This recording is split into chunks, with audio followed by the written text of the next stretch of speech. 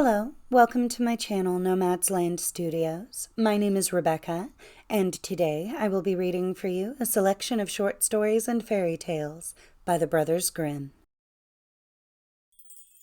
The Frog King.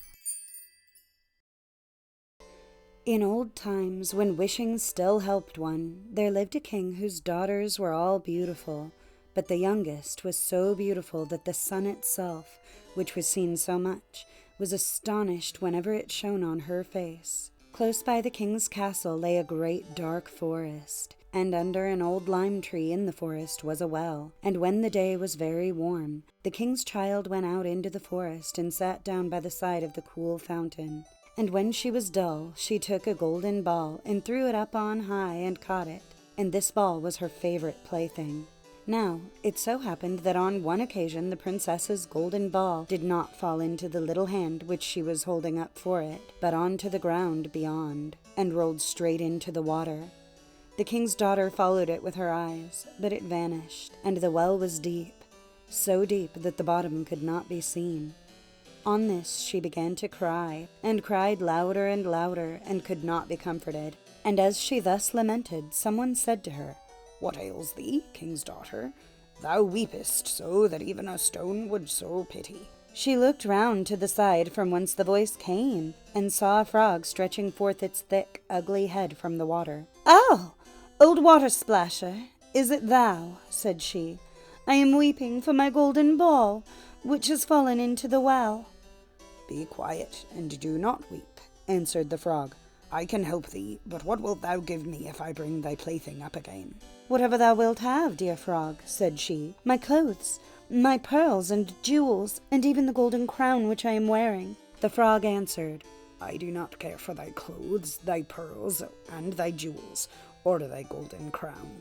But if thou wilt love me and let me be thy companion and playfellow, and sit by thee at thy little table, and eat off thy little golden plate, and drink out of thy little cup, and sleep in thy little bed. If thou wilt promise me this, I will go down below, and bring thee thy golden ball up again." "Oh, yes," said she, "I promise thee all thou wishest, if thou wilt but bring me my ball back again." She, however, thought, "How the silly frog does talk. He lives in the water with the other frogs and croaks, and can be no companion to any human being." But the frog, when he had received this promise, put his head into the water and sank down, and in a short while came swimming up again with the ball in his mouth, and threw it on the grass. The king's daughter was delighted to see her pretty plaything once more, and picked it up, and ran away with it. "Wait, wait," said the frog. "Take me with thee. I can't run as thou canst." But what did it avail him to scream his croak after her as loudly as he could? She did not listen to it, but ran home and soon forgot the poor frog, who was forced to go back into his well again. The next day, when she had seated herself at table with the king and all the courtiers, and was eating from her little golden plate, something came creeping, splish, splash, up the marble staircase, and when it had got to the top, it knocked at the door and cried, "Princess, young princess, open the door for me." She ran to see who was outside, but when she opened the door, there sat the frog in front of it. Then she slammed the door to, in great haste, sat down to dinner again, and was quite frightened.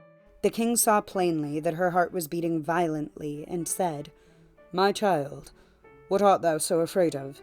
Is there perchance a giant outside who wants to carry thee away?"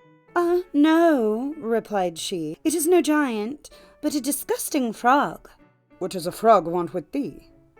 "Oh, dear father, yesterday, as I was in the forest sitting by the well, playing, my golden ball fell into the water, and because I cried so, the frog brought it out again for me, and because he insisted so on it, I promised him he should be my companion, but I never thought he would be able to come out of his water, and now he is outside there, and wants to come in to me." In the meantime, it knocked a second time, and cried, "Princess, youngest princess, open the door for me. Dost thou not know what thou saidst to me yesterday by the cool water of the fountain?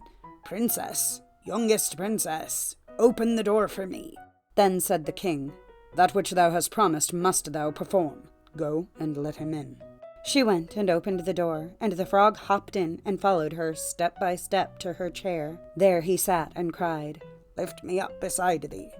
She delayed, until at last the king commanded her to do it. When the frog was once on the chair, he wanted to be on the table, and when he was on the table, he said, "Now push thy little golden plate nearer to me, that we may eat together." She did this, but it was easy to see that she did not do it willingly. The frog enjoyed what he ate, but almost every mouthful she took choked her. At length he said, "I have eaten and am satisfied. Now I am tired. Carry me into thy little room and make thy little silken bed ready, and we will both lie down and go to sleep." The king's daughter began to cry, for she was afraid of the cold frog which she did not like to touch, and which was now to sleep in her pretty, clean little bed. But the king grew angry and said, "He who helped thee when thou wert in trouble ought not afterwards to be despised by thee." So she took hold of the frog with 2 fingers, carried him upstairs, and put him in a corner. But when she was in bed, he crept to her and said, "I am tired. I want to sleep as well as thou. Lift me up, or I will tell thy father." Then she was terribly angry, and took him up and threw him with all her might against the wall. "Now thou wilt be quiet, odious frog," said she. But when he fell down, he was no frog, but a king's son, with beautiful, kind eyes. He, by her father's will, was now her dear companion and husband. Then he told her how he had been bewitched by a wicked witch, and how no one could have delivered him from the well but herself, and that tomorrow they would go together into his kingdom. Then they went to sleep. And next morning, when the sun awoke them, a carriage came driving up with 8 white horses, which had white ostrich feathers on their heads, and were harnessed with golden chains, and behind stood the young king's servant, Faithful Henry. Faithful Henry had been so unhappy when his master was changed into a frog, that he had caused 3 iron bands to be laid round his heart, lest it should burst with grief and sadness. The carriage was to conduct the young king into his kingdom. Faithful Henry helped them both in, and placed himself behind again, and was full of joy because of this deliverance. And when they had driven a part of the way, the king's son heard a crackling behind him as if something had broken. So he turned round and cried, "Henry, the carriage is breaking." "No, master, it is not the carriage. It is a brand from my heart, which was put there in my great pain when you were a frog and imprisoned in the well." Again and once again, while they were on their way, something cracked, and each time the king's son thought the carriage was breaking. But it was only the bands which were springing from the heart of Faithful Henry, because his master was set free and was happy. Rumpelstiltskin. Once there was a miller who was poor, but who had a beautiful daughter. Now it happened that he had to go and speak to the king, and in order to make himself appear important, he said to him, "I have a daughter who can spin straw into gold." The king said to the miller, "That is an art which pleases me well. If your daughter is as clever as you say, bring her tomorrow to my palace, and I will try what she can do." And when the girl was brought to him, he took her into a room which was quite full of straw, gave her a spinning wheel and a reel, and said, "Now set to work, and if by tomorrow morning early you have not spun the straw into gold during the night, you must die." Thereupon he himself locked up the room and left her in it alone. So there sat the poor miller's daughter, and for the life of her could not tell what to do. She had no idea how straw could be spun into gold, and she grew more and more miserable, until at last she began to weep. But all at once the door opened, and in came a little man and said, "Good evening, Mistress Miller. Why are you crying so?" "Alas," answered the girl, "I have to spin straw into gold, and I do not know how to do it." "What will you give me," said the mannikin, "if I do it for you?" "My necklace," said the girl. The little man took the necklace, seated himself in front of the wheel, and whir, whir, whir, 3 turns, and the reel was full. Then he put another on, and whir, whir, whir, 3 times round, and the second was full too. And so it went on until the morning, when all the straw was spun, and all the reels were full of gold. By daybreak the king was already there, and when he saw the gold he was astonished and delighted. But his heart became only more greedy. He had the miller's daughter taken into another room full of straw, which was much larger, and commanded her to spin that also in one night, if she valued her life. The girl knew not how to help herself, and was crying, when the door again opened, and the little man appeared and said, "What will you give me if I spin that straw into gold for you?" "The ring on my finger," answered the girl. The little man took the ring, again began to turn the wheel, and by morning had spun all the straw into glittering gold. The king rejoiced beyond measure at the sight, but still he had not gold enough, and he had the miller's daughter taken into a still larger room full of straw, and said, "You must spin this too in the course of this night, but if you succeed, you shall be my wife. Even if she be a miller's daughter," thought he, "I could not find a richer wife in the whole world." When the girl was alone, the mannikin came again for the third time and said, "What will you give me if I spin the straw for you this time also?" "I have nothing left I could give," answered the girl. "Then promise me, if you should become queen, your first child." "Who knows whether that will ever happen," thought the miller's daughter, and, not knowing how else to help herself in this strait, she promised the mannikin what he wanted, and for that he once more span the straw into gold. And when the king came in the morning and found all as he had wished, he took her in marriage, and the pretty miller's daughter became a queen. A year after, she had a beautiful child, and she never gave a thought to the mannikin. But suddenly he came into her room and said, "Now give me what you promised." The queen was horror-struck and offered the mannikin all the riches of the kingdom if he would leave her the child. But the mannikin said, "No, something that is living is dearer to me than all the treasures in the world." Then the queen began to weep and cry, so that the mannikin pitied her. "I will give you 3 days' time," said he. "If by that time you find out my name, then shall you keep your child." So the queen thought the whole night of all the names that she had ever heard, and she sent a messenger over the country to inquire far and wide for any other names that there might be. When the mannikin came the next day, she began with Caspar, Melchior, Balthazar, and said all the names she knew, one after another, but to every one the little man said, "That is not my name." On the second day she had inquiries made in the neighborhood as to the name of the people there, and she repeated to the mannikin the most uncommon and curious. "Perhaps your name is Short-ribs, or Sheepshanks, or Lace-leg." But he always answered, "That is not my name." On the third day the messenger came back and said, "I have not been able to find a single new name, but as I came to a high mountain at the end of the forest, where the fox and the hare bid each other good night, there I saw a little house, and before the house a fire was burning, and round about the fire quite a ridiculous little man was jumping. He hopped upon one leg and shouted, 'Today I bake, tomorrow brew, the next I'll have the young queen's child. Ha! Glad I am that no one knew that Rumpelstiltskin I am styled.'" You may think how glad the queen was when she heard the name, and when soon afterwards the little man came in and asked, "Now, Mistress Queen, what is my name?" At first she said, "Is your name Conrad?" "No." "Is your name Harry?" "No." "Perhaps your name is Rumpelstiltskin?" "The devil has told you that!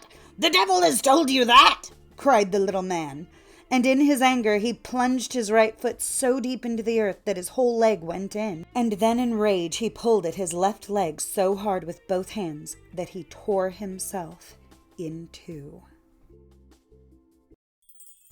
The Elves. Story number 1. The Shoemaker and the Elves. A shoemaker, by no fault of his own, had become so poor that at last he had nothing left but leather for one pair of shoes. So in the evening he cut out the shoes which he wished to begin to make the next morning, and as he had a good conscience, he lay down quietly in his bed, commended himself to God, and fell asleep. In the morning, after he had said his prayers and was just going to sit down to work, the 2 shoes stood quite finished on his table. He was astounded and knew not what to say to it. He took the shoes in his hands to observe them closer, and they were so neatly made that there was not one bad stitch in them, just as if they were intended as a masterpiece. Soon after, too, a buyer came in, and as the shoes pleased him so well, he paid more for them than was customary. And with the money, the shoemaker was able to purchase leather for 2 pairs of shoes. He cut them out at night, and next morning was about to set to work with fresh courage, but he had no need to do so, for when he got up they were already made, and buyers also were not wanting, who gave him money enough to buy leather for 4 pairs of shoes. The following morning, too, he found the 4 pairs made. And so it went on constantly. What he cut out in the evening was finished by the morning, so that he soon had his honest independence again, and at last became a wealthy man. Now it befell that one evening, not long before Christmas, when the man had been cutting out, he said to his wife, before going to bed, "What think you if we were to stay up tonight to see who it is that lends us this helping hand?" The woman liked the idea, and lighted a candle, and then they hid themselves in a corner of the room, behind some clothes which were hanging up there, and watched. When it was midnight, 2 pretty little naked men came, sat down by the shoemaker's table, took all the work which was cut out before them, and began to stitch, and sew, and hammer so skillfully and so quickly with their little fingers, that the shoemaker could not turn away his eyes for astonishment. They did not stop until all was done, and stood finished on the table, and then they ran quickly away. Next morning the woman said, "The little men have made us rich, and we really must show that we are grateful for it. They run about so, and have nothing on, and must be cold. I'll tell thee what I'll do. I will make them little shirts, and coats, and vests, and trousers, and knit both of them a pair of stockings. And do thou, too, make them 2 little pairs of shoes." The man said, "I shall be very glad to do it." And one night, when everything was ready, they laid their presents all together on the table instead of the cut-out work, and then concealed themselves to see how the little men would behave. At midnight, they came bounding in and wanted to get to work at once. But as they did not find any leather cut out, but only the pretty little articles of clothing, they were at first astonished, and then they showed intense delight. They dressed themselves with the greatest rapidity, putting the pretty clothes on, and singing, "Now we are boys so fine to see, why should we longer cobblers be?" Then they danced and skipped and leapt over chairs and benches. At last they danced out of doors. From that time forth they came no more, but as long as the shoemaker lived all went well with him, and all his undertakings prospered. Story number 2. The Servant Girl and the Elves in the Mountain. There was once a poor servant girl who was industrious and cleanly, and swept the house every day, and emptied her sweeping on the great heap in front of the door. One morning, when she was just going back to her work, she found a letter on this heap, and as she could not read, she put her broom in the corner and took the letter to her master and mistress. And behold, it was an invitation from the Elves, who asked the girl to hold a child for them at its christening.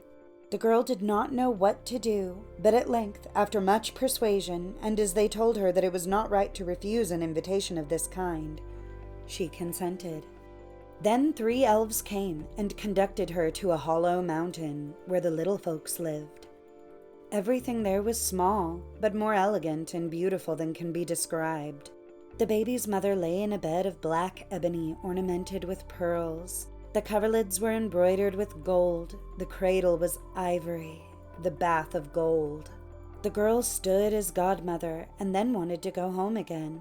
But the little elves urgently entreated her to stay 3 days with them.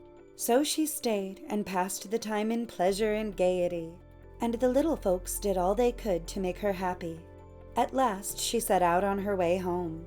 Then first they filled her pockets quite full of money, and after that they led her out of the mountain again. When she got home, she wanted to begin her work, and took the broom, which was still standing in the corner, in her hand again, and began to sweep. Then some strangers came out of the house, who asked her who she was, and what business she had there. And she had not, as she thought, been 3 days with the little men in the mountains, but 7 years, and in the meantime her former masters had died. Story number 3. The Changeling Child.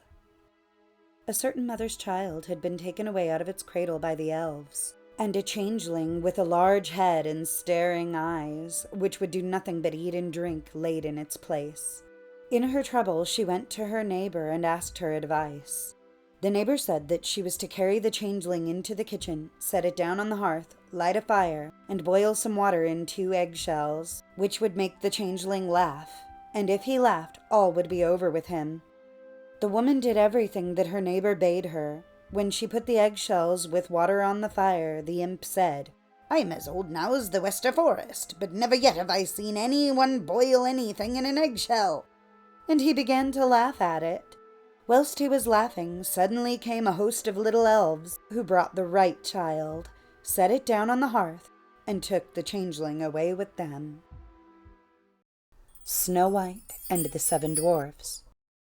Once upon a time, in the middle of winter, when the flakes of snow were falling like feathers from the sky, a queen sat at a window sewing, and the frame of the window was made of black ebony. And whilst she was sewing and looking out of the window at the snow, she pricked her finger with the needle, and 3 drops of blood fell upon the snow. And the red looked pretty upon the white snow, and she thought to herself, "Would that I had a child as white as snow, as red as blood, and as black as the wood of the window frame." Soon after that she had a little daughter, who was as white as snow, as red as blood, and her hair was as black as ebony, and she was therefore called Little Snow White. And when the child was born, the queen died. After a year had passed, the king took to himself another wife. She was a beautiful woman, but proud and haughty, and she could not bear that anyone else should surpass her in beauty. She had a wonderful looking-glass, and when she stood in front of it and looked at herself in it and said, looking glass on the wall, who in this land is the fairest of all?" The looking-glass answered, "Thou, O queen, art the fairest of all." Then she was satisfied, for she knew that the looking-glass spoke the truth. But Snow White was growing up, and grew more and more beautiful, and when she was 7 years old, she was as beautiful as the day, and more beautiful than the queen herself. And once, when the queen asked her looking-glass, looking glass on the wall, who in this land is the fairest of all?" it answered, "Thou art fairer than all who are here, Lady Queen, but more beautiful still is Snow White, as I ween." Then the queen was shocked, and turned yellow and green with envy. From that hour, whenever she looked at Snow White, her heart heaved in her breast. She hated the girl so much. And envy and pride grew higher and higher in her heart, like a weed, so that she had no peace day or night.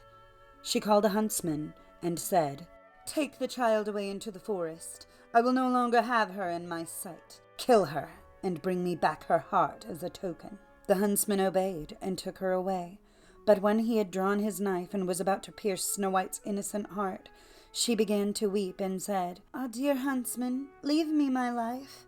I will run away into the wild forest and never come home again." And as she was so beautiful, the huntsman had pity on her and said, "Run away then, you poor child. The wild beasts will soon have devoured you," thought he, and yet it seemed as if a stone had been rolled from his heart, since it was no longer needful for him to kill her. And as a young boar just then came running by, he stabbed it, and cut out its heart, and took it to the queen as proof that the child was dead. The cook had to salt this, and the wicked queen ate it, and thought she had eaten the heart of Snow White. But now the poor child was all alone in the great forest, and so terrified that she looked at every leaf of every tree, and did not know what to do. Then she began to run, and ran over sharp stones and through thorns, and the wild beasts ran past her, but did her no harm. She ran as long as her feet would go, until it was almost evening. Then she saw a little cottage, and went into it to rest herself. Everything in the cottage was small, but neater and cleaner than can be told. There was a table on which was a white cover, and 7 little plates, and on each plate a little spoon. Moreover, there were 7 little knives and forks, and 7 little mugs. Against the wall stood 7 little beds, side by side, and covered with snow-white counterpanes. Little Snow White was so hungry and thirsty that she ate some vegetables and bread from each plate, and drank a drop of wine out of each mug, for she did not wish to take all from one only. Then, as she was so tired, she laid herself down on one of the little beds, but none of them suited her. One was too long, another too short, but at last she found that the 7th one was right, and so she remained in it, said a prayer, and went to sleep. When it was quite dark, the owners of the cottage came back. They were 7 dwarfs who dug and delved in the mountains for ore. They lit their 7 candles, and as it was now light within the cottage, they saw that someone had been there, for everything was not in the same order in which they had left it. The first said, "Who has been sitting in my chair?" The second said, "Who has been eating off my plate?" The third said, "Who has been taking some of my bread?" The fourth, "Who has been eating my vegetables?" The fifth, "Who has been using my fork?" The sixth, "Who has been cutting with my knife?" The seventh, "Who has been drinking out of my mug?" Then the first looked round and saw that there was a little hole on his bed, and he said, "Who has been getting into my bed?" The others came, and each called out, "Somebody has been lying in my bed too." But the seventh, when he looked at his bed, saw little Snow White, who was lying asleep therein. And he called the others, who came running up, and they cried out with astonishment, and brought their 7 little candles, and let the light fall on little Snow White. "Oh heavens! Oh heavens!" cried they. "What a lovely child!" And they were so glad that they did not wake her up, but let her sleep on in the bed. And the 7th dwarf slept with his companions, 1 hour with each, and so got through the night. When it was morning, little Snow White awoke, and was frightened when she saw the 7 dwarfs. But they were friendly, and asked her what her name was. "My name is Snow White," she answered. "How have you come to our house?" said the dwarves. Then she told them that her stepmother had wished to have her killed, but that the huntsman had spared her life, and that she had run for the whole day, until at last she had found their dwelling. The dwarves said, "If you'll take care of our house, cook, make the beds, wash, sew, and knit, and if you will keep everything neat and clean, you can stay with us, and you shall want for nothing." "Yes," said Snow White, "with all my heart." And she stayed with them. She kept the house in order for them. In the mornings they went to the mountains and looked for copper and gold. In the evenings they came back, and then their supper had to be ready. The girl was alone the whole day, so the good dwarfs warned her and said, "Beware of your stepmother. She will soon know that you're here. Be sure to let no one come in." But the queen, believing that she had eaten Snow White's heart, could not but think that she was again the first and most beautiful of all, and she went to her looking-glass and said, looking glass on the wall, who in this land is the fairest of all?" And the glass answered, "O queen, thou art fairest of all I see, but over the hills where the 7 dwarfs dwell, Snow White is still alive and well, and none is so fair as she." Then she was astounded, for she knew that the looking-glass never spoke falsely, and she knew that the huntsman had betrayed her, and that little Snow White was still alive. And so she thought and thought again how she might kill her, for so long as she was not the fairest in the whole land, envy let her have no rest. And when she had at last thought of something to do, she painted her face and dressed herself like an old peddler woman, and no one could have known her. In this disguise she went over the 7 mountains to the 7 dwarfs, and knocked at the door and cried, "Pretty things to sell, very cheap, very cheap." Little Snow White looked out of the window and called out, "Good day, my good woman. What have you to sell?" "Good things, pretty things," she answered. "Stay laces of all colors." And she pulled out one which was woven of bright-colored silk. "I may let the old worthy woman in," thought Snow White, and she unbolted the door and bought the pretty laces. "Child," said the old woman, "what a fright you look. Come, I will lace you properly for once." Snow White had no suspicion, but stood before her and let herself be laced with the new laces. But the old woman laced so quickly and so tightly that Snow White lost her breath and fell down as if dead. "Now I am the most beautiful," said the queen to herself, and ran away. Not long afterwards, in the evening, the 7 dwarfs came home. But how shocked they were when they saw their dear little Snow White lying on the ground, and that she neither stirred nor moved, and seemed to be dead. They lifted her up, and as they saw that she was laced too tightly, they cut the laces. Then she began to breathe a little, and after a while came to life again. When the dwarfs heard what had happened, they said, "The old peddler woman was no one else than the wicked queen. Take care and let no one come in when we are not with you." But the wicked woman, when she had reached home, went in front of the glass and asked, looking glass on the wall, who in this land is the fairest of all?" and it answered as before. O Queen, thou art fairest of all I see, but over the hills where the 7 dwarfs dwell, Snow White is still alive and well, and none is so fair as she. When she heard that, all her blood rushed to her heart with fear, for she saw plainly that little Snow White was again alive. But now, she said, I will think of something that shall put an end to you. And by the help of witchcraft, which she understood, she made a poisonous comb. Then she disguised herself and took the shape of another old woman. So she went over the 7 mountains to the 7 dwarfs, knocked at the door, and cried, Good things to sell! Cheap, cheap! Little Snow White looked out and said, Go away, I cannot let anyone come in. I suppose you can look, said the old woman, and pulled the poisonous comb out and held it up. It pleased the girl so well that she let herself be beguiled, and opened the door. When they had made a bargain, the old woman said, Now I will comb you properly for once. Poor little Snow White had no suspicion, and let the old woman do as she pleased. But hardly had she put the comb in her hair than the poison in it took effect, and the girl fell down senseless. You paragon of beauty, said the wicked woman, you are done for now. And she went away. But fortunately it was almost evening when the 7 dwarfs came home. When they saw Snow White lying as if dead upon the ground, they at once suspected the stepmother, and they looked and found the poisoned comb. Scarcely had they taken it out when Snow White came to herself and told them what had happened. Then they warned her once more to be upon her guard and to open the door to no one. The queen at home went in front of the glass and said, Looking glass on the wall, who in this land is the fairest of all? Then it answered as before, O Queen, thou art fairest of all I see, but over the hills where the 7 dwarfs dwell, Snow White is still alive and well, and none is so fair as she. When she heard the glass speak thus, she trembled and shook with rage.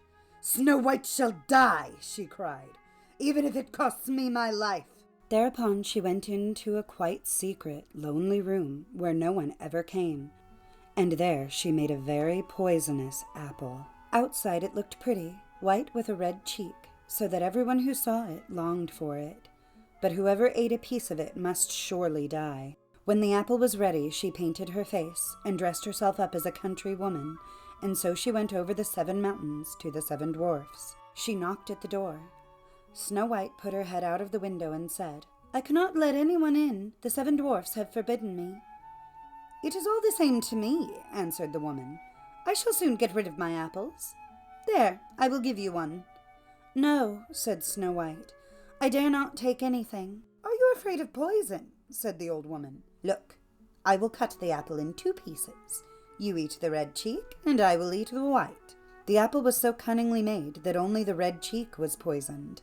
Snow White longed for the fine apple, and when she saw that the woman ate part of it, she could resist no longer, and stretched out her hand and took the poisonous half. But hardly had she a bit of it in her mouth than she fell down dead. Then the queen looked at her with a dreadful look and laughed aloud and said, White as snow, red as blood, black as ebony wood. This time the dwarfs cannot wake you up again. And when she asked of the looking-glass at home, looking glass on the wall, who in this land is the fairest of all? It answered at last, O Queen, in this land thou art fairest of all. Then her envious heart had rest, so far as an envious heart can have rest. The dwarfs, when they came home in the evening, found Snow White lying upon the ground. She breathed no longer, and was dead. They lifted her up, looked to see whether they could find anything poisonous, unlaced her, combed her hair, washed her with water and wine, but it was all of no use. The poor child was dead, and remained dead. They laid her upon a bier, and all 7 of them sat round it, and wept for her, and wept 3 days long. Then they were going to bury her, but she still looked as if she were living, and still had her pretty red cheeks. They said, We could not bury her in the dark ground. And they had a transparent coffin of glass made, so that she could be seen from all sides, and they laid her in it, and wrote her name upon it in golden letters, and that she was a king's daughter. Then they put the coffin out upon the mountain, and one of them always stayed by it and watched it. And birds came too, and wept for Snow White, first an owl, then a raven, and last a dove. And now Snow White lay a long, long time in the coffin, and she did not change, but looked as if she were asleep, for she was as white as snow, as red as blood, and her hair was as black as ebony. It happened, however, that a king's son came into the forest, and went to the dwarf's house to spend the night. He saw the coffin on the mountain, and the beautiful Snow White within it, and read what was written upon it in golden letters. Then he said to the dwarfs, "Let me have the coffin. I will give you whatever you want for it." But the dwarfs answered, "We will not part with it for all the gold in the world." Then he said, "Let me have it as a gift, for I cannot live without seeing Snow White. I will honor and prize her as my dearest possession." As he spoke in this way, the good dwarfs took pity upon him, and gave him the coffin. And now the king's son had it carried away by his servants on their shoulders. And it happened that they stumbled over a tree stump, and with the shock the poisonous piece of apple which Snow White had bitten off came out of her throat. And before long she opened her eyes, lifted up the lid of the coffin, sat up, and was once more alive. "Oh heavens, where am I?" she cried. The king's son, full of joy, said, "You are with me," and told her what had happened, and said, "I love you more than everything in the world. Come with me to my father's palace. You shall be my wife." And Snow White was willing, and went with him, and their wedding was held with great show and splendor. But Snow White's wicked stepmother was also bidden to the feast. When she had arrayed herself in beautiful clothes, she went before the looking-glass and said, looking glass on the wall, who in this land is the fairest of all?" The glass answered, "O Queen, of all here the fairest art thou, but the young queen is fairer by far, as I trow." Then the wicked woman uttered a curse, and was so wretched, so utterly wretched, that she knew not what to do. At first she would not go to the wedding at all, but she had no peace, and must go to see the young queen. And when she went in, she knew Snow White, and she stood still with rage and fear, and could not stir. But iron slippers had already been put upon the fire, and they were brought in with tongs and set before her. Then she was forced to put on the red-hot shoes, and dance until she dropped down dead.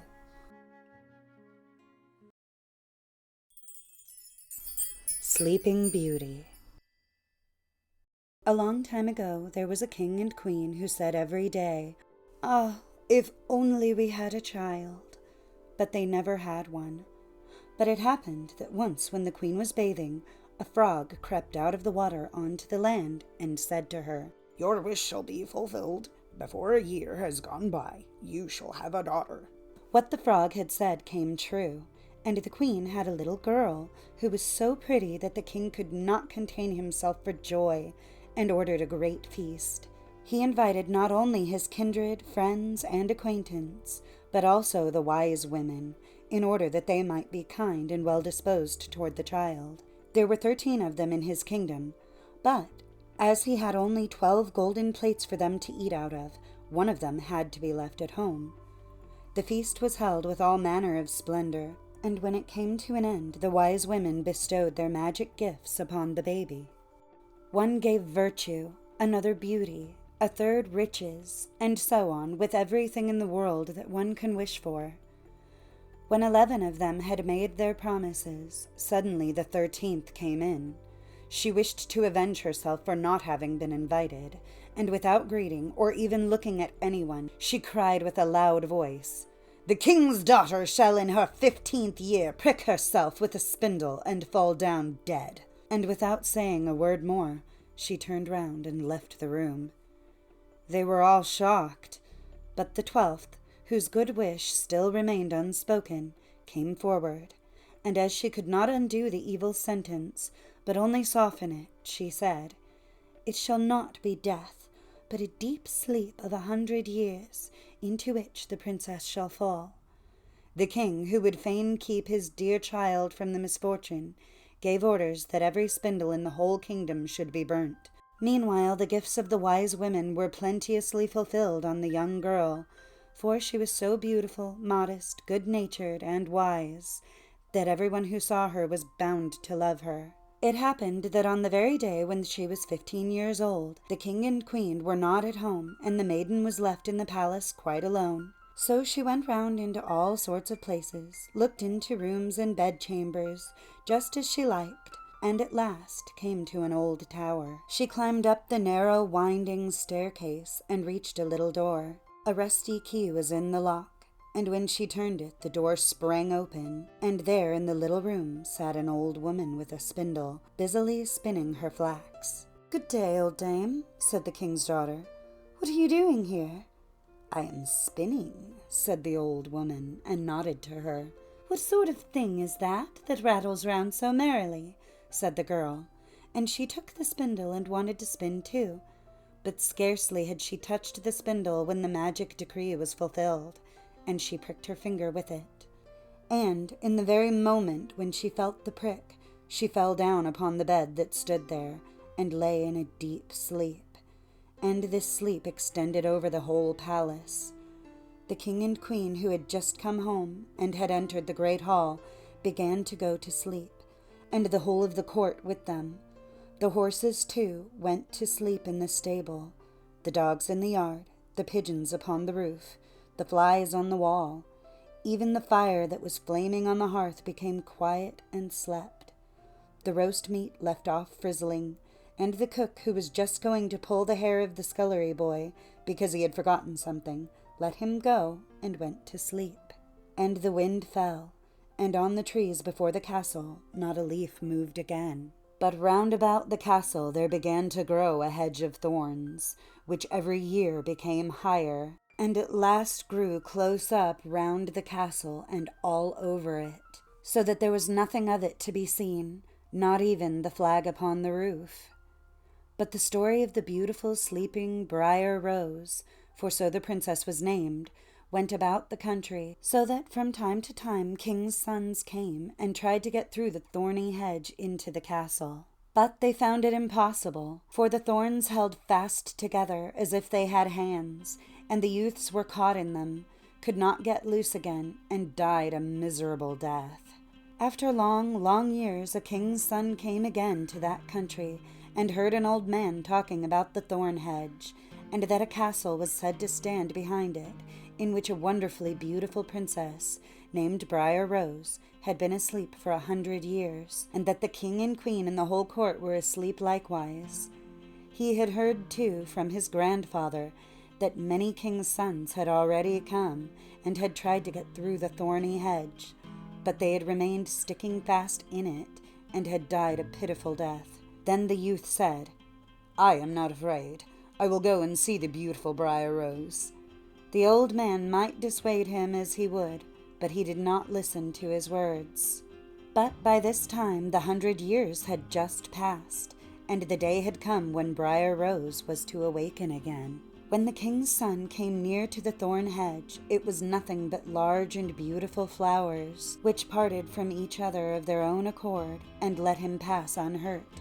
Then they closed again behind him like a hedge. In the castle yard he saw the horses and the spotted hounds lying asleep. On the roof sat the pigeons with their heads under their wings, and when he entered the house, the flies were asleep upon the wall. The cook in the kitchen was still holding out his hand to seize the boy, and the maid was sitting by the black hen which she was going to pluck. He went on farther, and in the great hall he saw the whole of the court lying asleep, and up by the throne lay the king and queen. Then he went on still farther, and all was so quiet that a breath could be heard, and at last he came to the tower, and opened the door into the little room where Briar Rose was sleeping. There she lay, so beautiful that he could not turn his eyes away, and he stooped down and gave her a kiss. But as soon as he kissed her, Briar Rose opened her eyes and awoke, and looked at him quite sweetly. Then they went down together, and the king awoke, and the queen, and the whole court, and looked at each other in great astonishment. And the horses in the courtyard stood up and shook themselves. The hounds jumped up and wagged their tails. The pigeons upon the roof pulled out their heads from under their wings, looked round, and flew into the open country. The flies on the wall crept again. The fire in the kitchen burned up and flickered and cooked the meat. the joint began to turn and frizzle again, and the cook gave the boy such a box on the ear that he screamed, and the maid plucked the fowl ready for the spit. And then the marriage of the king's son with Briar Rose was celebrated with all splendor, and they lived contented to the end of their days. Rapunzel. There were once a man and a woman who had long in vain wished for a child. At length the woman hoped that God was about to grant her desire. These people had a little window at the back of their house, from which a splendid garden could be seen, which was full of the most beautiful flowers and herbs. It was, however, surrounded by a high wall, and no one dared go into it because it belonged to an enchantress, who had great power and was dreaded by all the world. One day the woman was standing by this window and looking down into the garden, when she saw a bed which was planted with the most beautiful rampion, Rapunzel, and it looked so fresh and green that she longed for it, and had the greatest desire to eat some. This desire increased every day, and as she knew that she could not get any of it, she quite pined away, and looked pale and miserable. Then her husband was alarmed, and asked, "What aileth thee, dear wife?" "Ah," she replied, "if I can't get some of the rampion which is in the garden behind our house to eat, I shall die." The man, who loved her, thought, "Sooner than let thy wife die, bring her some of the rampion thyself, let it cost thee what it will." In the twilight of the evening he clambered down over the wall into the garden of the enchantress, hastily clutched a handful of rampion, and took it to his wife. She at once made herself a salad of it, and ate it with much relish. She, however, liked it so much, so very much, that the next day she longed for it 3 times as much as before. If he was to have any rest, her husband must once more descend into the garden. In the gloom of evening, therefore, he let himself down again. But when he had clambered down the wall, he was terribly afraid, for he saw the enchantress standing before him. "How canst thou dare," said she with an angry look, "to descend into my garden and steal my rampion like a thief? Thou shalt suffer for it." "Ah," answered he, "let mercy take the place of justice. I only made up my mind to do it out of necessity. My wife saw your rampion from the window, and felt such a longing for it that she would have died if she had not got some to eat." Then the enchantress allowed her anger to be softened, and said to him, "If the case be as thou sayest, I will allow thee to take away with thee as much rampion as thou wilt, only I make one condition. Thou must give me the child which thy wife will bring into the world. It shall be well treated, and I will care for it like a mother." The man in his terror consented to everything, and when the woman was brought to bed, the enchantress appeared at once, gave the child the name of Rapunzel, and took it away with her. Rapunzel grew into the most beautiful child beneath the sun. When she was 12 years old, the enchantress shut her into a tower, which lay in a forest, and had neither stairs nor door, but quite at the top was a little window. When the enchantress wanted to go in, she placed herself beneath it, and cried, "Rapunzel, Rapunzel, let down thy hair to me." Rapunzel had magnificent long hair, fine as spun gold, and when she heard the voice of the enchantress, she unfastened her braided tresses, wound them round one of the hooks of the window above, and then the hair fell 20 ells down, and the enchantress climbed up by it. After a year or 2, it came to pass that the king's son rode through the forest and went by the tower. Then he heard a song which was so charming that he stood still and listened. This was Rapunzel, who in her solitude passed her time in letting her sweet voice resound. The king's son wanted to climb up to her, and looked for the door of the tower, but none was to be found. He rode home, but the singing had so deeply touched his heart that every day he went out into the forest and listened to it. Once, when he was thus standing behind a tree, he saw that an enchantress came there, and he heard how she cried, "Rapunzel, Rapunzel, let down thy hair." Then Rapunzel let down the braids of her hair, and the enchantress climbed up to her. "If that is the ladder by which one mounts, I will for once try my fortune," said he. And the next day, when it began to grow dark, he went to the tower and cried, "Rapunzel, Rapunzel, let down thy hair." Immediately the hair fell down, and the king's son climbed up.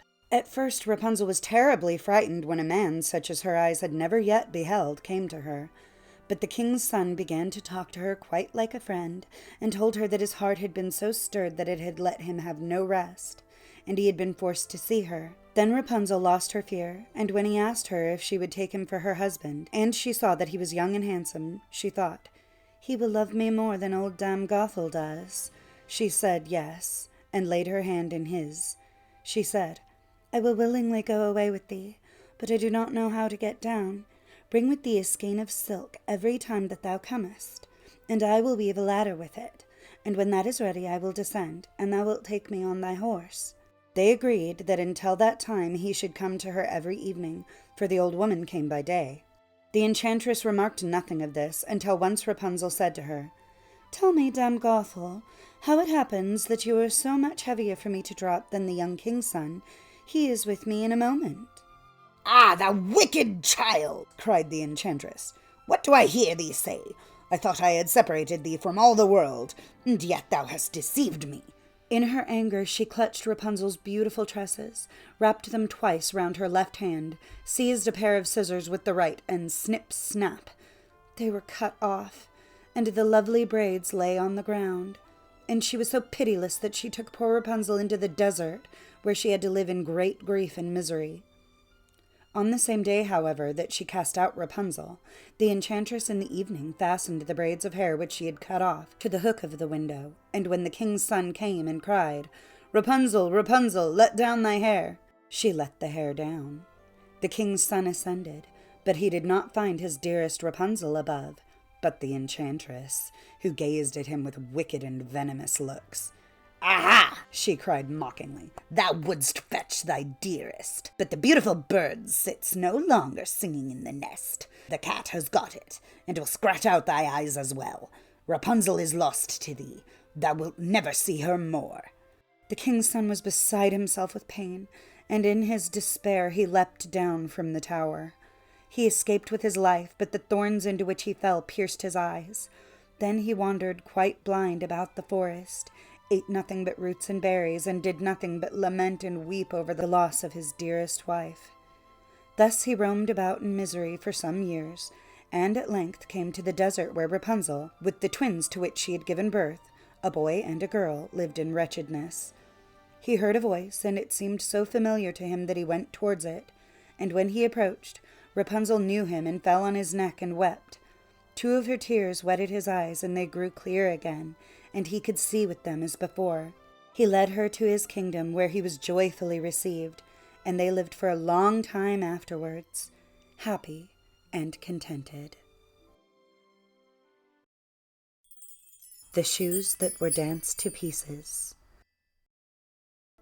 There was once upon a time a king who had 12 daughters, each one more beautiful than the other. They all slept together in one chamber, in which their beds stood side by side, and every night when they were in them the king locked the door and bolted it. But in the morning when he unlocked the door, he saw that their shoes were worn out with dancing, and no one could find out how that had come to pass. Then the king caused it to be proclaimed that whosoever could discover where they danced at night should choose one of them for his wife, and be king after his death. But that whosoever came forward and had not discovered it within 3 days and nights should have forfeited his life. It was not long before a king's son presented himself and offered to undertake the enterprise. He was well received, and in the evening was led into a room adjoining the princess's sleeping chamber. His bed was placed there, and he was to observe where they went and danced, and in order that they might do nothing secretly or go away to some other place, the door of their room was left open. But the eyelids of the prince grew heavy as lead, and he fell asleep, and when he awoke in the morning, all 12 had been to the dance, for their shoes were standing there with holes in the soles. On the 2nd and 3rd nights it fell out just the same, and then his head was struck off without mercy. Many others came after this and undertook the enterprise, but all forfeited their lives. Now it came to pass that a poor soldier who had a wound and could serve no longer found himself on the road to the town where the king lived. There he met an old woman who asked him where he was going. "I hardly know myself," he answered, and added in jest, "I'd half a mind to discover where the princesses dance to their shoes into holes, and thus become king." "That is not so difficult," said the old woman. "You must not drink the wine which will be brought to you at night, and must pretend to be sound asleep." With that she gave him a little cloak and said, "If you put on that, you will be invisible, and then you can steal off to the 12. When the soldier had received this good advice, he went into the thing in earnest, took heart, went to the king, and announced himself as a suitor. He was as well received as the others, and royal garments were put upon him. He was conducted that evening at bedtime into the antechamber, and as he was about to go to bed, the eldest came and brought him a cup of wine. But he had tied a sponge under his chin, and let the wine run down into it, without drinking a drop. Then he lay down, and when he had lain a while, he began to snore, as if in the deepest sleep. The 12 princesses heard that, and laughed, and the eldest said, "He, too, might as well have saved his life." With that they got up, opened wardrobes, presses, cupboards, and brought out pretty dresses, dressed themselves before the mirrors, sprang about, and rejoiced at the prospect of the dance. Only the youngest said, "I know not how it is. You are very happy, but I feel very strange. Some misfortune is certainly about to befall us." "Thou art a goose, who art always frightened," said the eldest. "Hast thou forgotten how many kings' sons have already come here in vain? I had hardly any need to give the soldier a sleeping draught. In any case, the clown would not have awakened." When they were all ready, they looked carefully at the soldier, but he had closed his eyes and did not move or stir, so they felt themselves quite secure. The eldest then went to her bed and tapped it. It immediately sank into the earth, and one after the other they descended through the opening, the eldest going first. The soldier, who had watched everything, tarried no longer, put on his little cloak, and went down last with the youngest. Halfway down the steps he just trod a little on her dress.